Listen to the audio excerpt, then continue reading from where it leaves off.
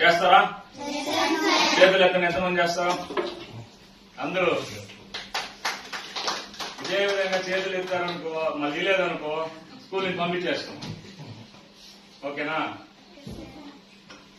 అట్లా మనం ఈ రోజు నుంచి చిన్న వయసు నుంచి తల్లిదండ్రులు ఇబ్బంది పెట్టకుండా వాళ్ళ కష్టము, అమ్మ నాన్న ఎంత కష్టపడుతున్నారు, మనల్ని చదివిస్తున్నారు, అదే విధంగా గురువు గారులు ఎంత విలువగా మనకి ఆటో పెట్టి అంత డబ్బులు పెట్టి వాళ్ళకి అంత అవసరం లేదు, జీతం తీసుకున్న పిల్లలకి ఏదో చెప్పామా వెళ్ళిపోయామా అన్నట్టు ప్రైవేట్ ఉపాధ్యులు కూడా ఉన్నారు, కొంతమంది గవర్నమెంట్ ఉపాధ్యులు ఉన్నారు.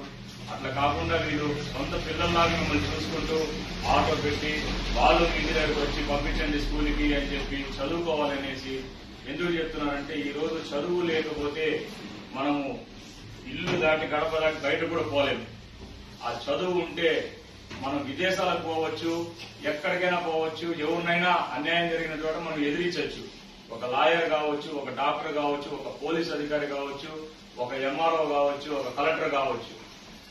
ఆ చదువు అనేది అంత విలువైంది. ఈ రోజు ఇంత దూరం నేను ఎందుకు వస్తున్నానంటే, ఈ ఒక్క పుస్తకం మీ జీవితాన్ని మారుస్తుంది. ఈ పుస్తకం లేని వాళ్ళు కూడా ఎంతో మంది, చాలా మందిని చూశాను నేను. 10 సంవత్సరాల్లో కొన్ని వందల స్కూళ్లు తిరిగాను, రూరల్ ఏరియాస్ లో తిరిగాను, ఎంతో మందికి చేశా. ఈ పుస్తకం లేకుండా, చదువుకోకుండా చిన్న వయసులోనే